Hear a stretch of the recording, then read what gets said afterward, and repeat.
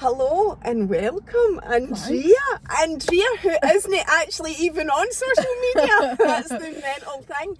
So, some people might recognise you from Nikki's page. Is it North Lanarkshire School of Driving, or is it Lanarkshire School of Driving? I think it's North Lanarkshire. This is going to sound so bad, right? But I didn't actually follow Nikki on TikTok for a long wee while. Does that know how you found him? No. No, my girlfriend passed with Nikki, and I was looking for an instructor for ages, and then she was like, "Oh, just message Nikki." And that was how you did that it. was how I found right, Nikki. But the reason you're here today is because you went viral in Nikki's car, because what he does is similar to me, records conversations in his car, except he's given a driving lesson. And you went viral because of your Tourette's. So you're here. So I did message him trying to get him on, and he said, "Oh, he's no, shut it. Nikki will watch this." Nikki, you shut it. So he had suggested you, which by the way, I'm so glad he did, because I don't think I would have. I've got this real fear of making it look like I'm taking advantage of somebody for views and whatever. Like I do, I'm really passionate about that. Like I never want that to be the case. So I probably would never have messaged you off my own back. And he had suggested that, so I was like, oh my God, straight away I said, I hope he told you that. I just went right back and said, well, if I can't convince you, I absolutely would have Andrea. So he had said, so the reason this did actually come about was because after you went viral, it was bothering you that people were commenting and saying that you were putting it on. Like, oh, bore off, man. Honestly, fucking usual shite for people online. But I actually do think, and I'm going to let you speak in a wee minute, I do think there are people out there that don't even believe that troll just to try and get a rise out you, or to annoy you, or whatever. But that was kind of where this all came about. But the whole point is, I do want to help raise awareness with Tourette's, because I've never had anybody on with Tourette's, and also I think the fact that Lewis Capaldi has really helped with the fact that he's came out. I think that's made a big difference, but I think still there's a lot of ignorance. I think people don't necessarily understand what it is. I think that's a big issue.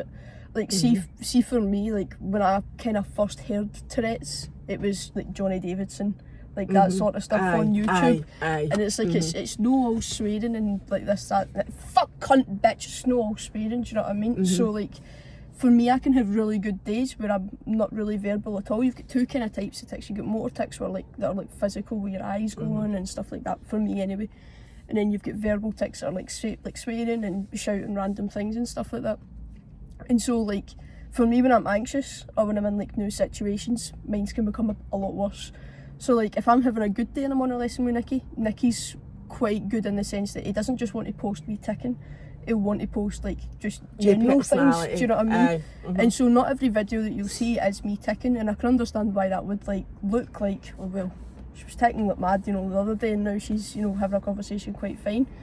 But that's not just what Tourette's is. You can have good days where you don't really tick very much at all, or you can have tics where you're exploding, like mass majority of the times the lessons that went viral, it's kind of bittersweet, because those have been some of the worst days. Well obviously, because so I've seen those ones, right? Do you know, see when you're ticking, right, and people are laughing, like, and Nikki's laughing because you're actually really witty, right? So, but I'm thinking to myself, I'm so confused by that, because it's obviously a condition, right? So it shouldn't be laughed at. Like that's your initial, like thought. Of course, But you are actually saying things that are extremely witty and funny, right? So how do you feel about that when somebody is laughing, like the whole jam packs thing, and like it's Elon Musk upon, like it's hilarious. It's so random that you do have to laugh, and like this is what I always say as well.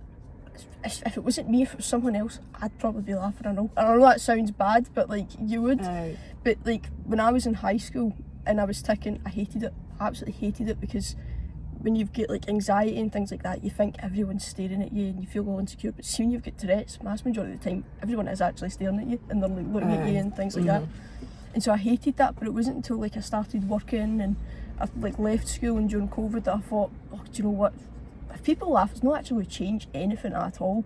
You know, like if you laughed or you made like you kind of were all awkward or whatever, it's not going to change the outcome. I've still said it, you know. So it's like if people laugh and they find it funny, you know, they're well within their right to laugh as long as they're not laughing at me. You know. So you're all right with that. Yeah. So with everybody, like because. Like what you were saying was funny, Andrea. Like so that has to be your personality. It's strange because it's. I'd like to think that I'm funny, right? But see the things I say. So you're all right with that. When you say something that is funny and people laugh, you're all right with that. But like, there's a lot of things that I say that are really crude and is total opposite of what I would actually say. Right. And that's when it becomes quite frustrating. Like I've got a lot of younger family members, and there's times that I maybe will avoid seeing them because I'm like, oh, you know, some of the language that comes out of my mouth is vulgar at times. And so it's kind of like, you don't want to expose young kids to that, or, you know, or I don't really feel comfortable being around my gran if I feel like I'm going to start swearing, or, you know, things like that. But I think more recently it's kind of overcoming that and being like, well, you know, it's not a guarantee that you're going to swear, it's not a guarantee that you're going to say these things, but it's frustrating because that's not naturally what I would say, you know.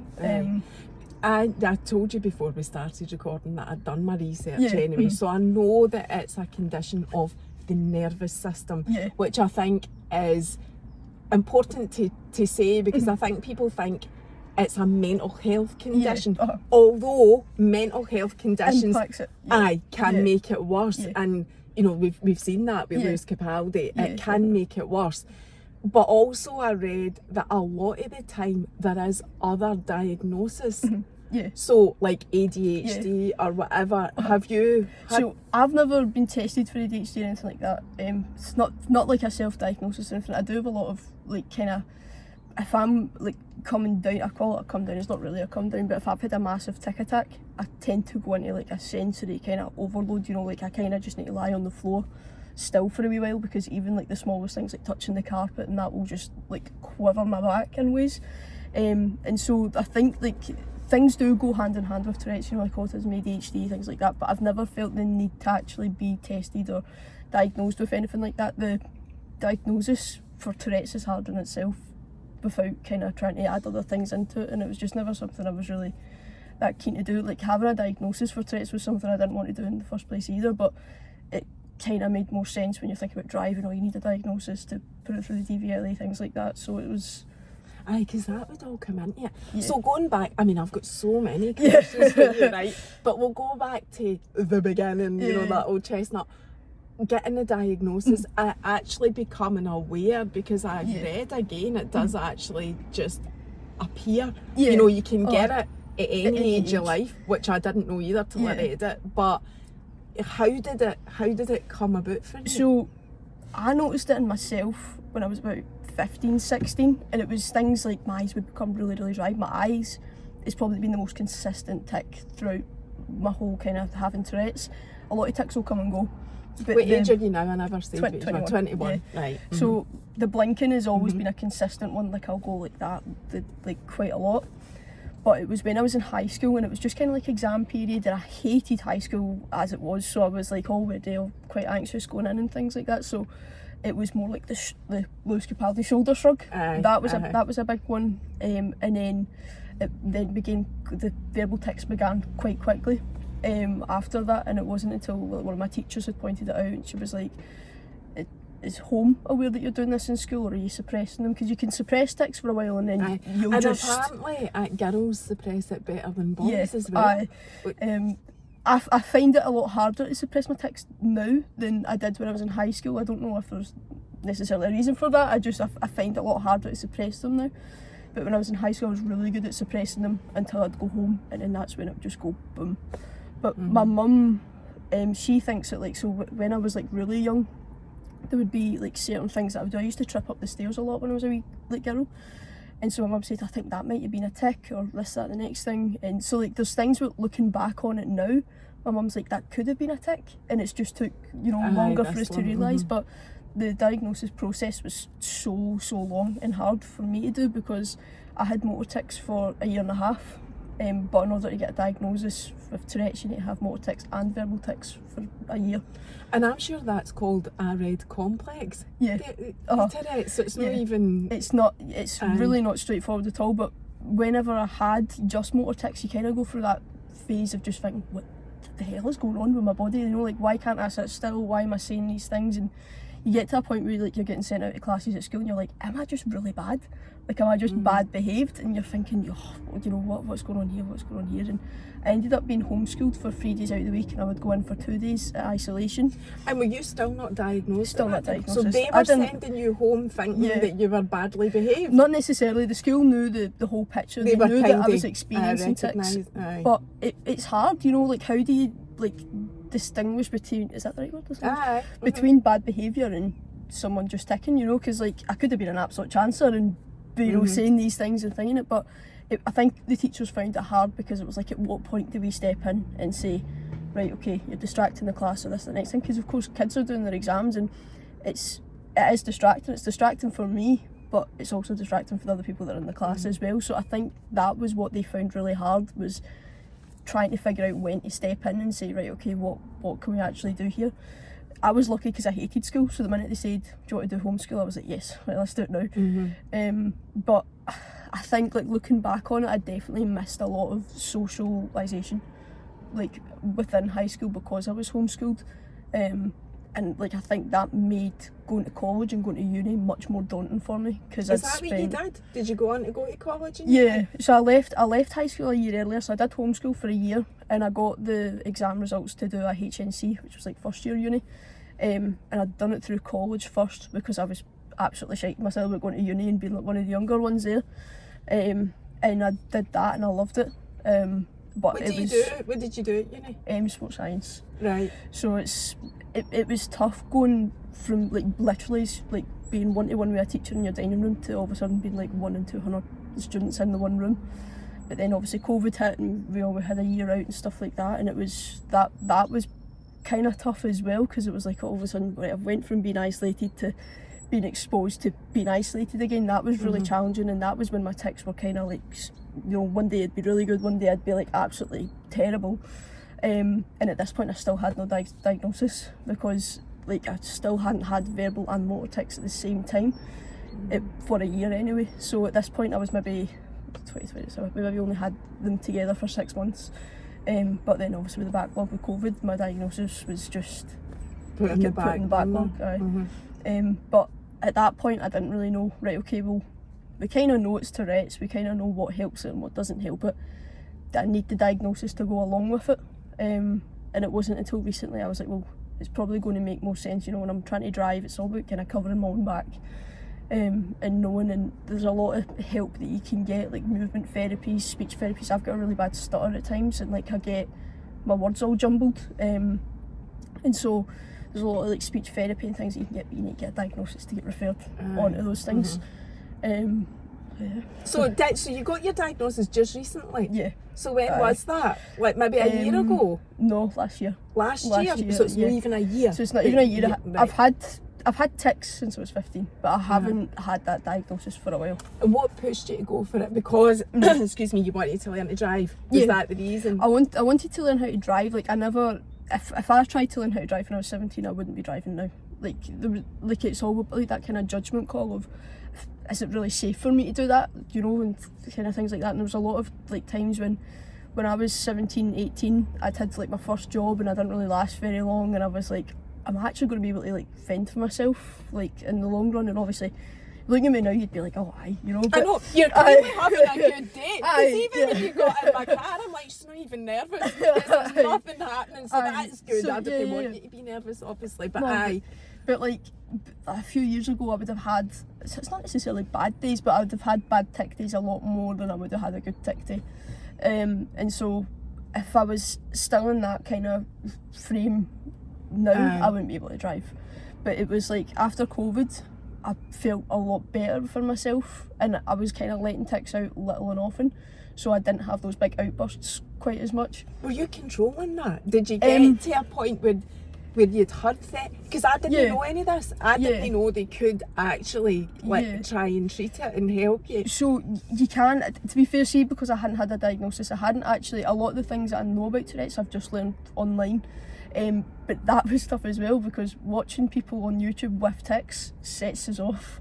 So like if I was to watch, like see like Nikki's videos, I can't watch them back if I'm in them because I'll start ticking. And so a lot of stuff, it was just like looking online, and like Tourette Scotland was a good one because that had like worksheets and stuff, and it was like understanding tics and things like that. Sorry, what was the question?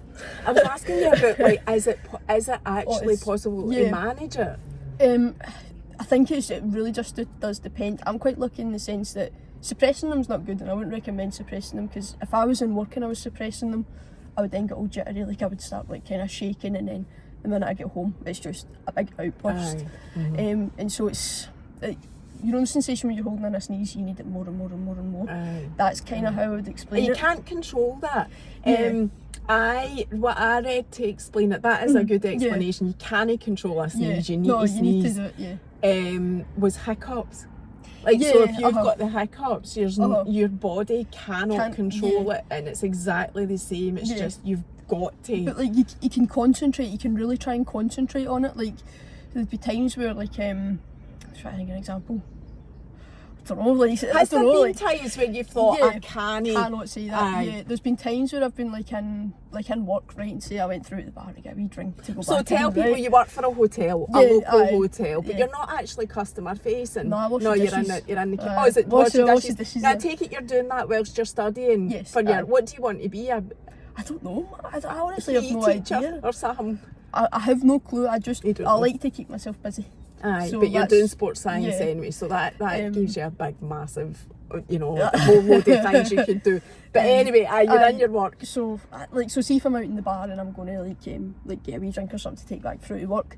Like, I don't know, let's say there was a customer or something that was like, I don't know, say had ginger hair and I was going to call them ginger or something like that. Like, if I know it's unprofessional and I'm really trying to hold it in, I can do it, but the minute I get back into that wee corridor, I'm screaming that they're ginger. Do you know what I mean? Like it's things like that. Like I can try and hold it as long as I can, but it has to come out regardless.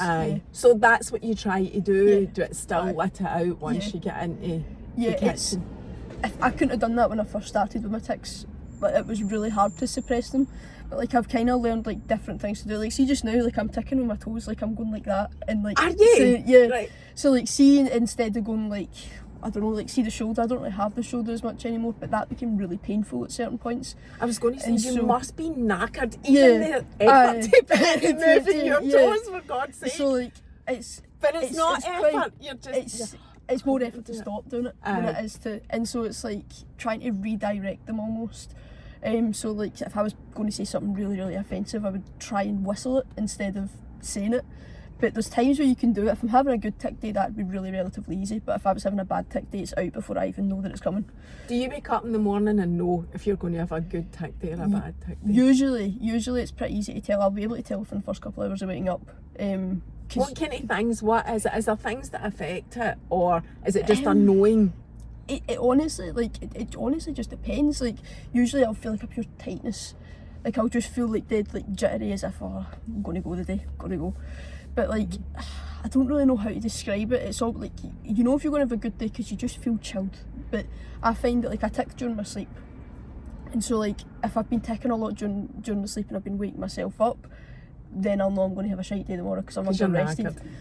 But if I've had a really good sleep, then I wake up the next day, 9 times out of 10 I'm feeling much more relaxed, and I'll be feeling much better to like obviously go about my day. But it really, like, there's no rhyme or reason to it, you know? Not on a daily basis anyway, but you were saying if there's something really stressful or anxious going on, so what kind of, has there been a time, like when's been your worst episode, if you like? Most recently, probably the worst one was I was going on holiday with my girlfriend and her parents. I wasn't stressed about going with the parents or anything like that, it was the plane. So it was the first like long haul flight I'd been on. Where did you go? Florida. Oh, 10 hours, So man. I was like, right, okay. And I'd never been to America before, so it was all new, and I'd never been on holiday without my mum and my dad before, and usually they're the ones that help me through the airport, this, that, next thing. So I was a bit nervous. And so for the like next 2 weeks, at this point I was full time in work because it was during summer, and I was getting sent home like every second day. I hadn't had a consecutive week at work, and obviously like it's degrading in a way as well. You know, if there's one consistency that people should have in their life, it's being able to go about their day and go to work and you know, this, that, next thing, and that was completely stripped away. I think it's worth saying, because the same as, I just don't want people thinking you were getting sent home because people didn't like it or whatever. It's worth saying you got sent home because you work in the kitchen and it's a risk to your safety when you're ticking. To be fair, it's usually my judgment call as well. So like, so say say I'm ticking really bad in the kitchen and I'm washing the stuff, so like obviously washing knives and that next thing. There's usually 2 KPs on at the one time, so like, you know, my head chef is brilliant, he's brand new, and he's always like, he made a really good effort to try and educate himself on Tourette's when I started working there. And so sometimes he can see it before I see it, on the outside, and so he's really good at being like that, right, okay, move down to the drying, don't touch a knife, don't do this, don't do that, and will make the effort to keep me in that building as long as he possibly can. Which is good, which is what I wanted to hear, that you know, there is. He's absolutely brilliant, and like, even if I'm like at a point where I can't actually do the dishes, he'll be like, there's a sweeping brush, go and sweep, go do this, do that, next thing. It's only if it's getting to a point where I'm tired and I know I'm about to go, might have a tic attack, this, that, next thing, he'll be like, right, okay, on you go. Do you know? So he's really, really good about it, but it's frustrating when you know yourself that you can't hack it and that you need to go. It's so I think that's worse than being sent home. Is you having to put your hands up and say, oh, do you know, I can't stick out. How often, we'll come back to the Florida flight, just because we're talking about this now, how often have you been sent home? So you work 4 days a week in the hotel. Do you easily get a few weeks out, you know, get your 4 days done, or are you? It depends. Like last week I was off on Sunday, and then I had 2 weeks like consecutive that I was in. Maybe one day, like, that's what I'm saying, it really does, it depends. But there's times where, like, because it's only like 5-hour shifts as well, if I wake up in the morning and I know I'm going to tick, even if I tick bang smack in the middle of it, by the time I come round again, it's time to go home, you know. So it's like, it is tough in that sense, that it's when you can't get a full week at work, even that one day. You know, if I managed 3 days and I was off one day, I'm just going to think about the one day. I'm not going to think about the 3 days I did manage to do. So that does get annoying. But if they're away, like, they're just, to me, it feels so unfair that anybody with any sort of disadvantage should feel like they can't go to work or can't fit in society. You know, we all have to be tolerant, as what I'm trying to say. You know, I think I'm glad that they make the effort. That's just really what I'm trying to say. I'd hate to think you weren't able to do stuff because people were like, oh no, we can't have her in here because you know, she might say or do something or whatever. Do you wear a lanyard thing? I think I've seen that on the videos actually. One time I wore it because I came straight from the shops to my driving lesson one time, so I did have it on. But I actually got that for going to Florida, and it's not like, it wasn't supplied by the NHS or anything, it's just a lanyard that says I have Tourette's syndrome on it, and it's more so it's not like from the doctors or anything, it was literally just online that I got it. But it's more just like, it's more like, see if I'm out and about myself, and if my mum or that isn't there, if I'm walking up and down aisles myself or whatever, it's more just so that if I say something, hopefully people can be a wee bit more understanding that I'm not meaning it. It's kind of just to cover my back, but you know, it's obviously it's not going to change anything. I've still said what I've said, but hopefully it'll just make people kind of understand. But it's more just if I'm on my own and I'm out shopping, because I like to do things on my own. Like, I don't always want to feel that someone has to be there with me. So you're quite happy to go out yourself? Yeah, it does. Like, see if I wake up and I know I'm going to go absolutely mental and guys with white coats are going to come and get me when I walk down Coatbridge Main Street, I'm not going to go out, do you know what I mean? That's not going to happen though. Right? Stop putting the fear into people. That is not, it would never, surely you would be able to remove yourself, you know, but even that is not going to happen. People are, even if the police came along, they're just going to get you home and make sure you're alright. No, I know. But it's like things like that, if I know I'm going to go out and I'm going to cause a riot, then I'm not going to go out. Do you know what I mean? So you do try to make do try to be sensible about it, which is good as well, that you know, and you know, you're trying to be self-aware and no cause people you know, any sort of insult or whatever. So, but see, when you do go out, do you always wear that badge so that people will know? I'll always have it on me. I don't like wearing it because people read it. It's like having anything on you, people are going to read it. I don't know, it sounds dead daft, but I don't like having to have that on me all the time and walking about and people being I get it. But like if I'm out with my girlfriend Emma, if we're in the shops, she's like, I'm not going out unless you get that on you. And I was like, right, okay. Does she insist that you wear it? She insists that I wear it because I don't know what it is. Anytime I go out, I'm just that excited. Like I know it sounds dead daft, but I like it. I like to go out. And so I will wear it when I'm out in town and this, that, and the next thing, and she'll be like, right, get that on. Aye. So, and do you go out, like, socialise in pubs and clubs and whatever? No, I don't really go out for a drink. My tics get really bad when I've had a drink. So you don't drink, really? Or do you? I will have a wee drink here and there, but it's more like I don't enjoy the whole concept of going out really at all. So it'll really just be like I'm like sitting in my pal's house, having a wee bottle of wine or something like that.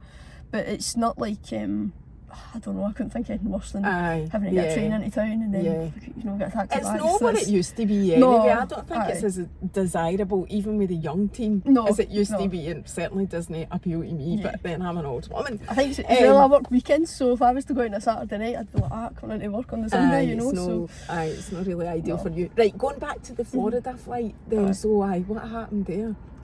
So it was on the lead up, I was getting sent home from work quite a lot, and so I ended up having 2 days before the flight. And this was because you were stressed? This was because I was so stressed. And my gran, bless her soul and everything, she'd sorted all the assisted travel, but the issue was we were going from Glasgow to London, from London to Florida. So there was 3 different airports that we had to get through.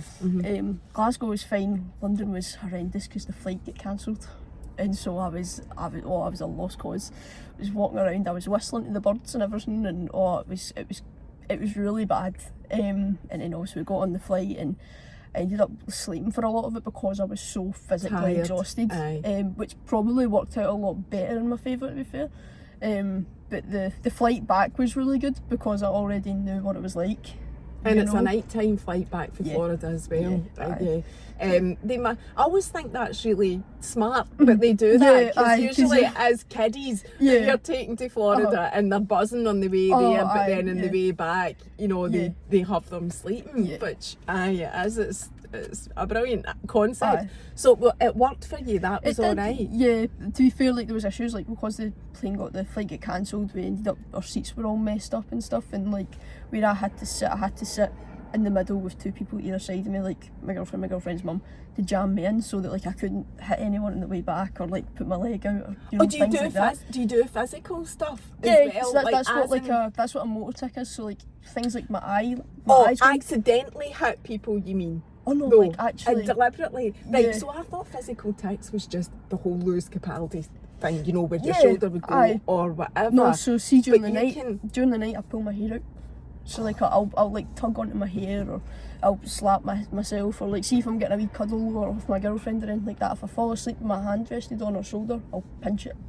So it's like things like that, like I have, especially when I'm sleeping, I have no sort of control over what I'm doing. Oh, so when you were sleeping on the plane, that was the worry, right? I get that now. So you don't do that when you're awake? No, very rarely. Right, okay. So they saved you for so that's the way the seats were meant to be, and then because the flight got cancelled, they all got all jumbled up again. So it was me and then Emma, so I was sitting on the aisle, and luckily it was fine, like because we were right next to like where the toilet was, so like there was a lot of people coming up and down, but like there was more space for them to just kind of avoid me, so it was fine. But just even that wee slight change was enough to make me go, oh, Aye. And do they, when you're like filling in your details to go fly away, whatever, do you have to declare that you have, or you do, right? You don't, it's not required, you don't have to. Obviously if we're talking about travel insurance, then yes you do, obviously, but for flying you don't need to declare it, but I think it's very smart to declare it. I don't know what's going to come out of my mouth at the best of times, do you know what I mean? So like if I was to walk through security and shout bomb, then I'm getting tackled and taken away, so I think it's just a sensible thing to do. And so that obviously that's what we done, and it worked fine for us. We just got taken through a separate like security bit, so it was just me and Emma, and that was and do you get on the plane first and all that kind of thing? So I get on the plane first, but I get off last. Right, so I get on first, so there's no one there for me to like kind of hit or anything like that, and then I get off last, so there's no one there as well. Right, okay. Have you ever been in a situation where you thought, I need to tell this person? What's that? It's usually like really offensive things though. Are you talking about I need to tell them I've got Tourette's, or like I need to say something to them? Well, actually, I was thinking where you need to tell them you've got Tourette's. So you're laughing, so I know this is funny. Right, so no, I was thinking where you need to say, but then actually you've just made me realise they go hand in hand. Yeah, so you've said something really offensive. I've said a lot of things that are really offensive, to be fair. And those are the things that I'm kind of like, right, I need to say something now. Like, to be fair, we were at my girlfriend's niece's birthday party a couple of weeks ago, and this guy walked in who quite clearly frequents life as a beach in Coatbridge. So I was like, right, okay. I seen him, and I was like, oh, Chris, I shouted sunbed loyalist, which isn't actually that funny, but he's quite insecure about the fact he goes to the sunbeds. And so I was like, oh no. But that is, right, so to me that's like your sense of humour coming through as well. Does it tie into you? Because there's certain things that like I would think and it's just out, but then there's other things that like it just I wouldn't dream of saying, Right. So yeah, there is certain things that would sound like things I say. You've said that already, I know. But like, so when I said that to that guy, I was like, I really need to tell him I didn't mean that, because he just kind of looked at me as if, what's she saying? Did you feel really bad about it? Yeah, I felt really bad, because he came in himself as well, and I was like, oh, that's dead awkward. So I was like, oh, I need to tell him. And he was like, oh, it's fine. I was okay. But like, I needed to stop saying, I just listen. Do you say I'm sorry? I say I'm sorry a lot. My mum and Emma lose their head to with me every time I say I'm sorry. But it's hard. Like, see if you say something to someone that's shite, it could be something that someone's really insecure about. Like, it sounds dead bad. Like, my gran used to be a wee bit heavier, and so I used to call her fat all the time. I'm sure if you said something when you're driving lesson about that. I used to call her fat all the time, and God bless her, she's done really well. She lost 4 stone and that, right? So, and I'm still saying it, even though she's not actually fat anymore. I'm still calling her fat. So I think that's when it gets frustrating, because every time I'd say it, I'd be like, I'm sorry, and she's like, Dad, I didn't mean it, darling. This, that, next thing. Then even see if I'm like sleeping with Emma again, and like I pinch her shoulder, that it's just a natural, I'm sorry if I've hurt someone. It's your natural instinct to apologise, regardless of whether you meant it or not.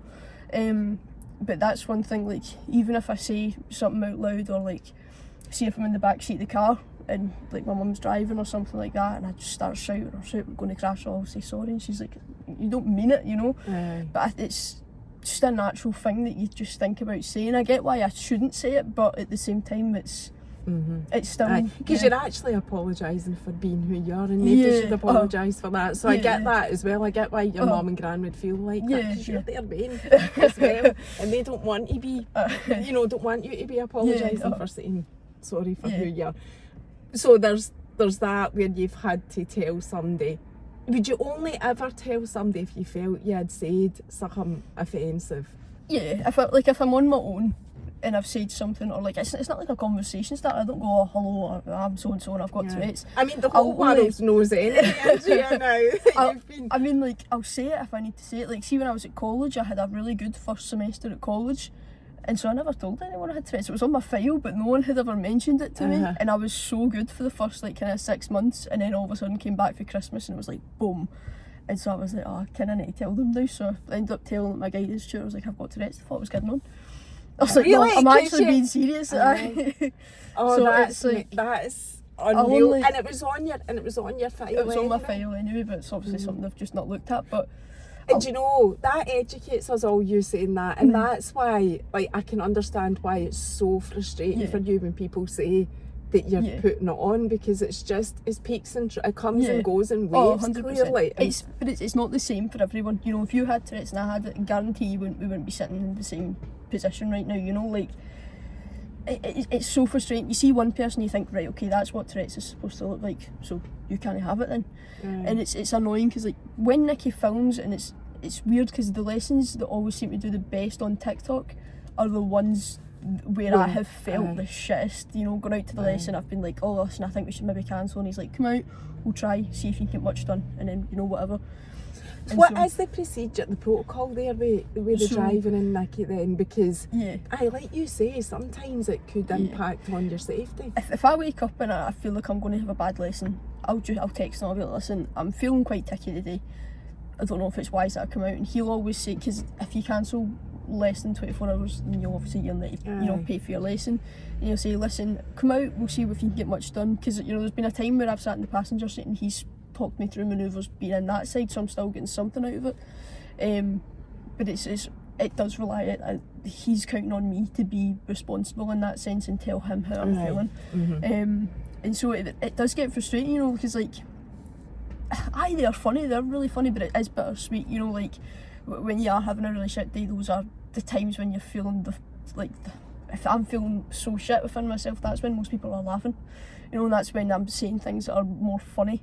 And it's how does that whole scenario make you feel that's turned out the way it's turned out? Like I've just said, it was what I said to you, people are laughing at that, but I did go into the comments and the majority of the comments that come up straight away are people that want to understand it, that want to support you. I mean, that it is only a tiny minority, tiny amount of people that are saying it and horrible. But you've went viral with that, with the days that you've felt crap. So how does that make you feel? It's weird, and that's what my dad always says to me, you should maybe make a TikTok, you should unprivate your accounts and stuff like that. And I'm like, I get that, but I would never film myself on a bad day. I don't hold against Nicky for filming it because I understand why he's doing it, and it is raising awareness.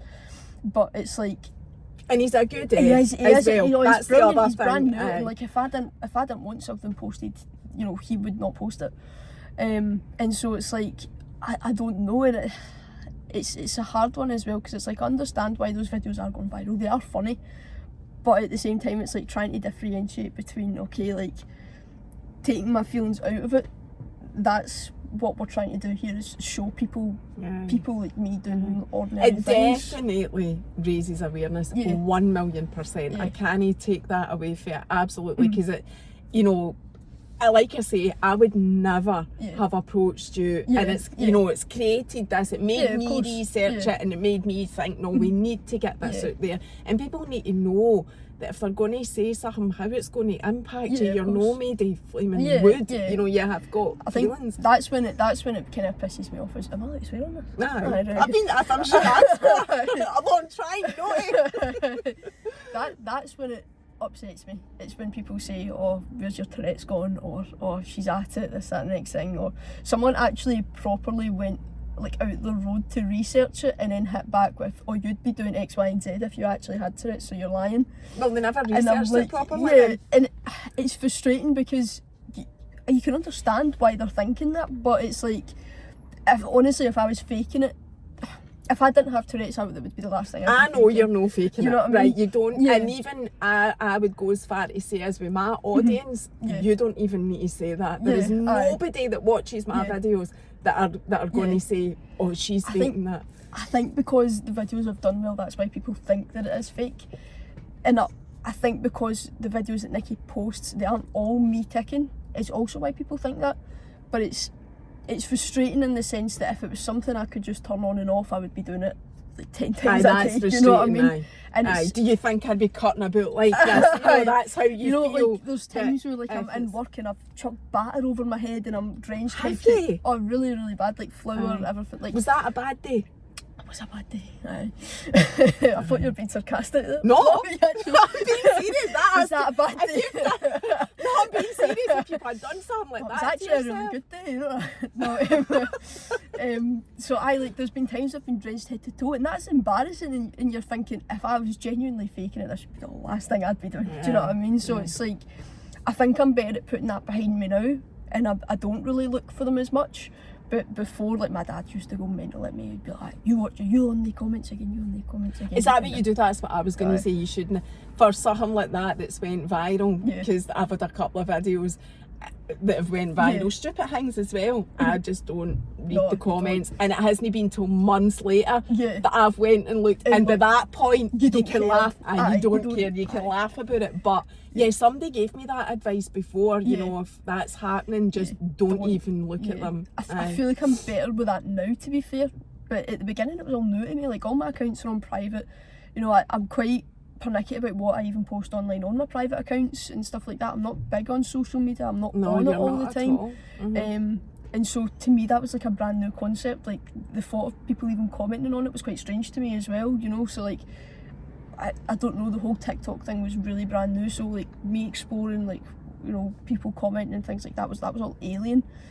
And that's like going on social media, like you see people doing this and they maybe go viral on TikTok and they've just went on it for maybe a week or 2 weeks and they've no concept of what online is like.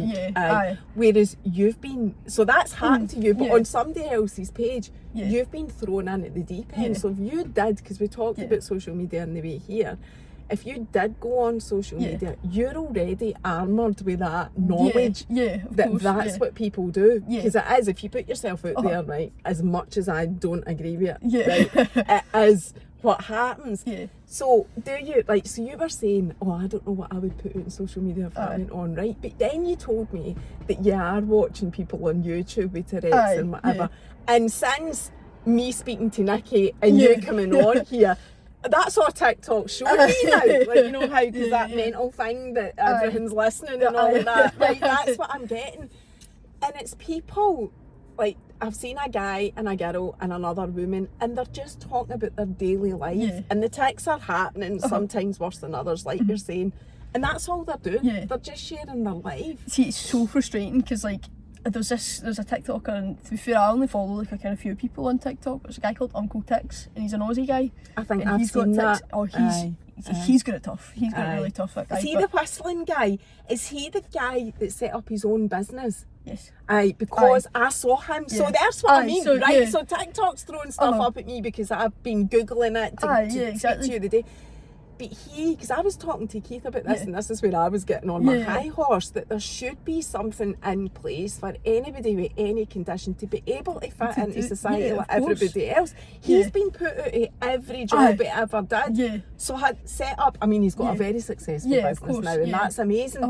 But that's why he did it. Because he couldn't get it elsewhere. It's so tough as well. Like he's got it really tough. He's a poor guy, but like he uses more of his platform to actually show what it's like. Like I remember, like I watched a video a while ago and it was he filmed a Tic Attack. And that is one of the like most like intimate things to actually post. I don't feel like people actually understand that. Like that's raw, you know. Like when you're having a Tic Attack, you know, like for me, I get really scared when they happen. I don't know how long they're going to last, you know, things like that. Like pulling my hair, I'm, you know, kind of jerking back and forward, and like sometimes you'll be crying and you've got no control over that. It's a really kind of horrible thing to look at.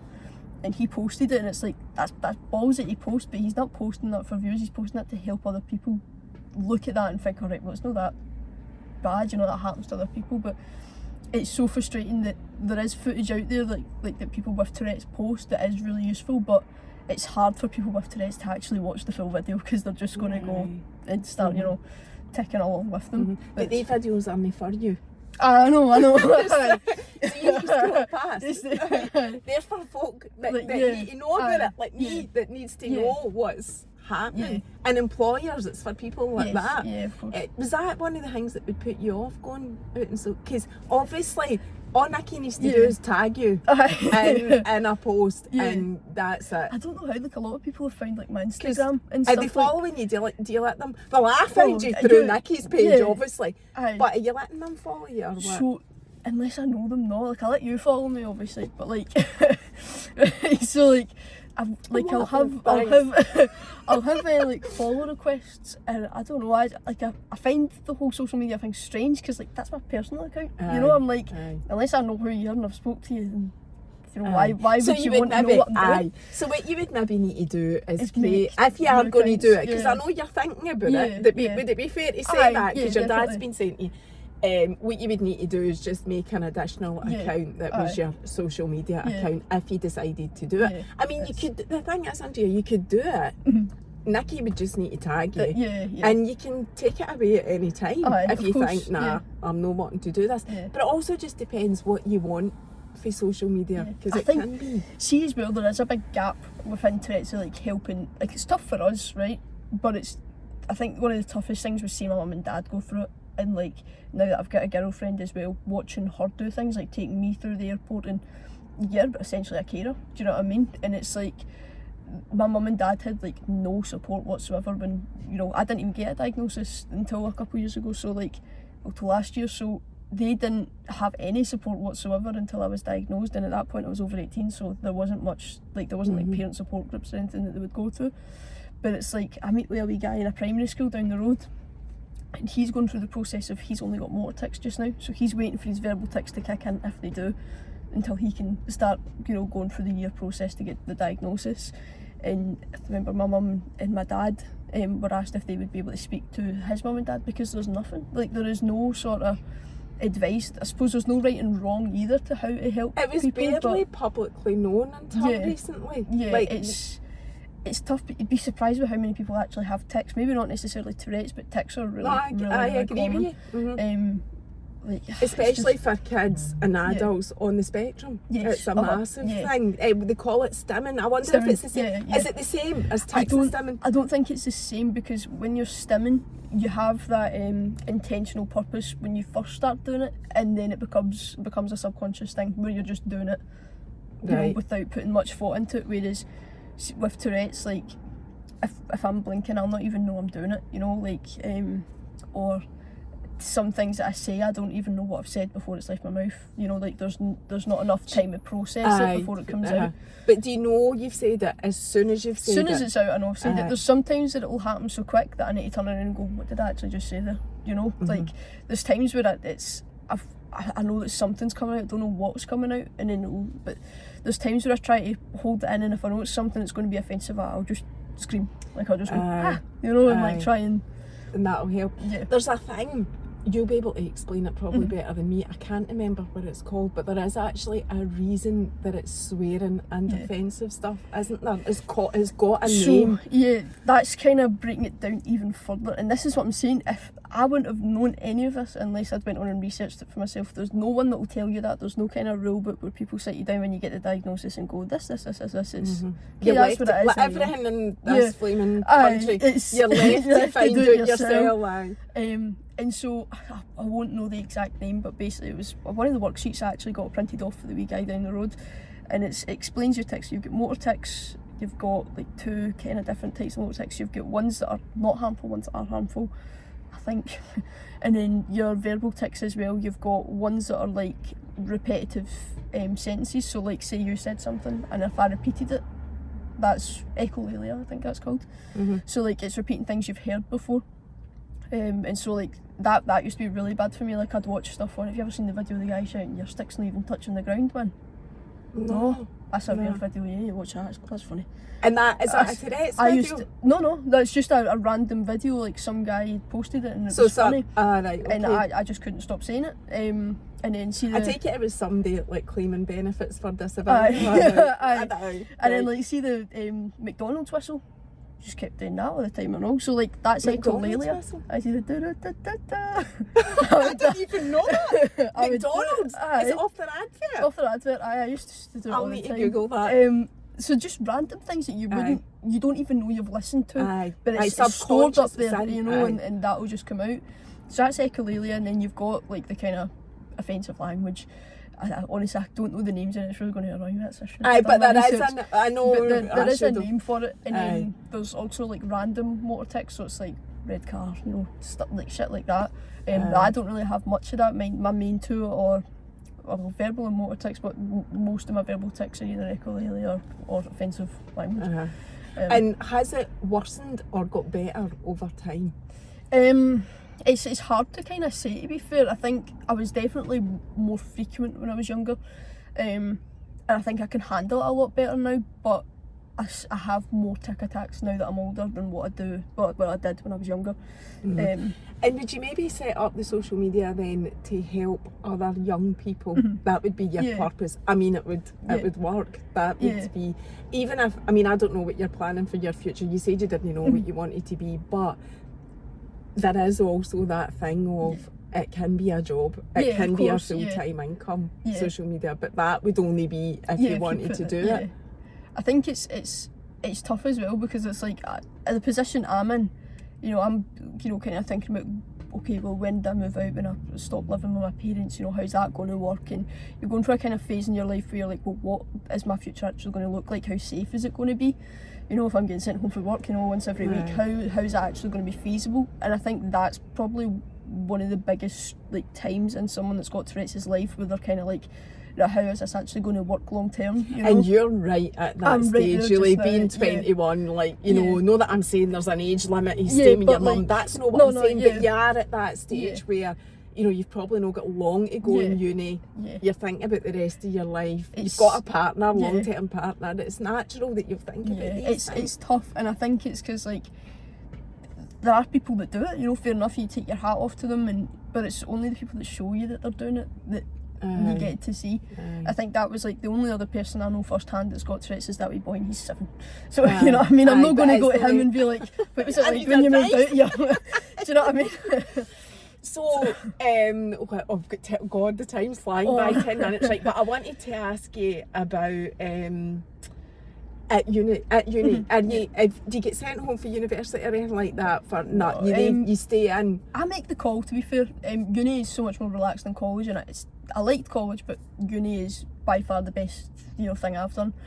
It's so good that in the sense that if I don't feel like I can sit in a class, I kind of treat uni as a 9 to 5. So like I'll go in the morning, well, you know, get my breakfast, that next thing I'll go to the library, and I'll kind of judge for there, right, am I going to be able to sit in a lecture hall for 2 hours, or am I just going to stay here and do the work online? But because, so the uni know that I've got, you know, Tourette's and that next thing, so they'll record the presentation and send me that on my emails, so that if I don't feel like I can sit in the lecture hall, I can watch it. So you're not losing out. So I'm not losing out on anything, which is really good. So I'm always in uni, to be fair, in the sense that when I'm there, I'm always getting something from it. Whereas see, when I was in college, there'd be days where I wouldn't go in because I was always sitting in a class, and sometimes even though I was there, I wasn't mentally there because I was thinking, I'm trying to hold this in, you know.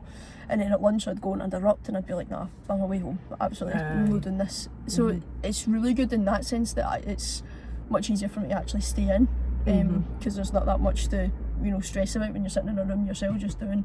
That's very similar to the homeschool that I did when I was in high school. So you're not losing out. Not losing out. No. And the final thing I wanted to ask you about was when you talk, like, you've not really talked about the really, really bad times. You've only touched on it because you've said about throwing batter over yourself, and you touched on something else which I can't remember now what it was, but I was thinking I need to come back to that because I think people, you know, we need to, or you need to share that and educate us like what that might look like, because in my mind, just from what you've said, I'm like, that is almost like somebody having a fit. Yes. To be fair, my tic attacks have actually changed in the sense that before my tic attacks used to be me like rocking on my bed shouting. Now they're really different in the sense that my mum started timing them because they're a lot different now. So if I'm on my own or if I'm with Emma or in work, the kind of protocol is, right, click the timer on the phone, let's see how long they last, so that whenever we go to the GP we can say, you know, this is how long they're now lasting, this is what they're doing. But it's like almost like a vibration, so like it's like a vibration going from my whole body where I'm shaking, banging my head off the floor. Because it is your nervous system, that's what it is. And it's not so much talking anymore when I'm ticking, but I'll put my hand in my hair and I'll lock it and I'll start pulling it and pulling it and pulling it. And so when I'm in work, that's probably the safest place for me to be when it happens, because there's always someone there.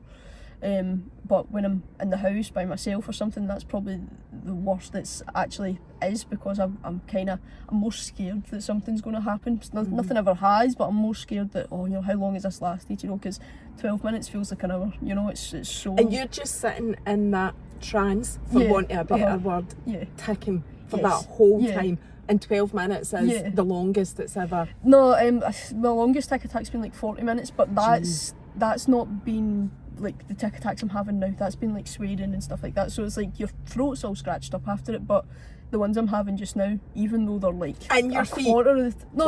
Like, I mean, the ones that right. I'm having more now, the tic attacks, although they're like a quarter of the time that, you know, I used to have tic attacks for, they're the worst ones I've ever had.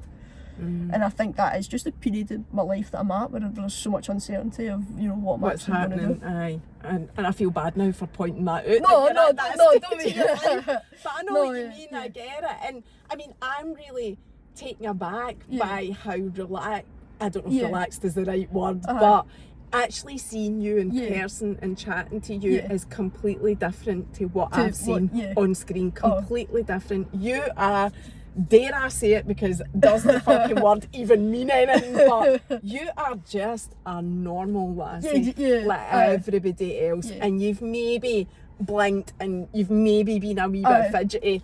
I'm probably more fidgety than you, to be honest. That's and coffee, by the way. It is coffee.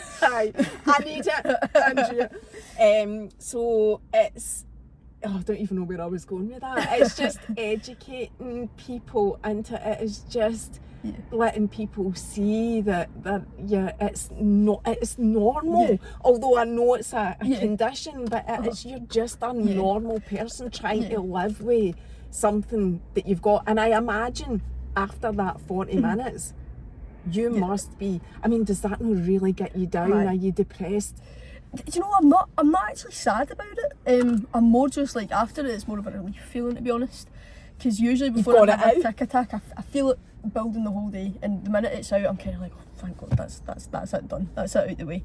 I'm more tired after it, to be fair, but I wouldn't say I get so much sad about it anymore. Whenever it first used to happen, I was quite sad about it, because I'm like, right, okay, how long am I actually going to be like this, you know? And now that I've kind of came to terms with, yes, tics can get much better gradually over time, whether it happens tomorrow or 10 years time, this is my situation just now. So it's like, once they're done, just be thankful that 12 minutes is up, do you know what I mean? And really, for somebody, you're only 21, you've got quite a mature outlook on it as well. Like, you're very accepting of, like, this is.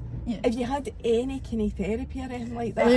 To be fair, in high school I had like a educational psychologist, I think you call them. And was that helpful? I found it really helpful, to be fair, but it was I think it was more to help with school, but I think as well because I ended up coming out of school and I was homeschooled and then put into like a kind of 2 days a week thing within the school.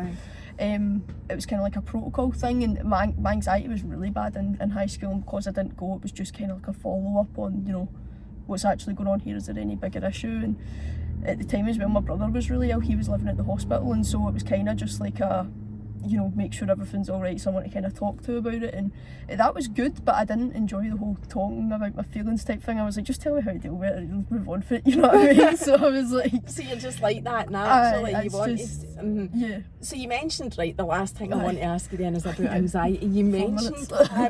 You mentioned... I'll get it in 4 minutes. You mentioned about anxiety. Do you do anything to... So putting the Tourette's aside, because...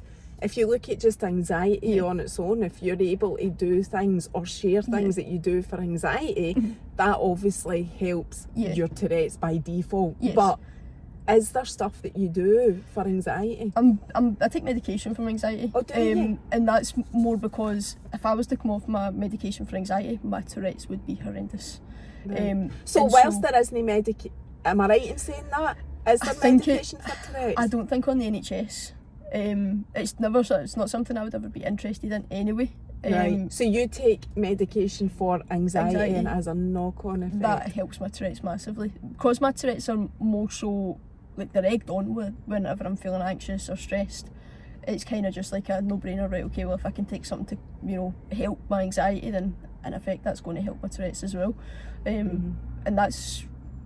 So for you think it really comes from severe anxiety? Well, that's whenever I got my diagnosis, that's what they said. They said that it is like I can't remember the word they used, but it is an expression. Expression from So it's not to say that I only do it when I'm anxious or stressed, because like when I'm completely relaxed in bed at night sleeping, they still come out. It just seems to be any sort of intense emotion. If I'm feeling really happy, really excited, really sad, they'll sort of come out, you know. It heightens it. Yeah. So that's the only frustrating thing, but to be fair, like the medication that I'm on for anxiety has helped my tics so much that I'm happy enough with that to try anything else and start from square one with side effects. That's the next thing. So it's like, because it's giving you that much relief taking that. How long have you been taking the anxiety? So I came off it in COVID, so I started taking it when I was in high school, came off it during COVID for the year, and then whenever we started going back to normality, I was like, I kind of want to go back on it, so I've been back on it since 2021. What is it you take? Do you know what it's called? Propranolol, citalopram, and then the citalopram made me like extremely depressed, so then they put me on the pill to kind of counteract that. Yeah. And that's good. A lot of people hate it, but I love it. that's working for really, you. really good, yeah. We never even really talked about the anxiety, but I suppose that is kind of secondary, really, even although it is managing you, or helping you manage the Tourette's. So interesting. I think that you should, if you can, do the whole social media thing. Doesn't matter if I can see you watching that. Doesn't matter if it was just over an hour. Don't you worry. I think you should try and do the social media thing, just for the reason that you've said. This is just my opinion. For helping other people and sharing, and especially a young Scottish girl. Like, I don't know if there is anybody like your age group that shares in Scotland anyway. I know there are like in the world, but I think it would be massively beneficial, not just for people who have Tourette's, like I've said, educating everybody on it. I think that is the thing, like, because like whenever I met with the wee guy as well, it was like I was kind of collecting everything from all these different websites to show him and show his mum and his dad, and that's a lengthy process. That takes time, and I think it would be good to maybe just give people that information. And you'd be one point of contact, one source where people could come find and all get of it that, and not have to go digging and stuff. So it's definitely something to think about. It is. And on that note, I'll say thanks very much, Andrea. You've been a wee dream. I've thoroughly enjoyed learning so much more about Tourette's than I knew. And thanks, Nikki, for putting us in contact and really making it all happen. We'll see you next time. Bye.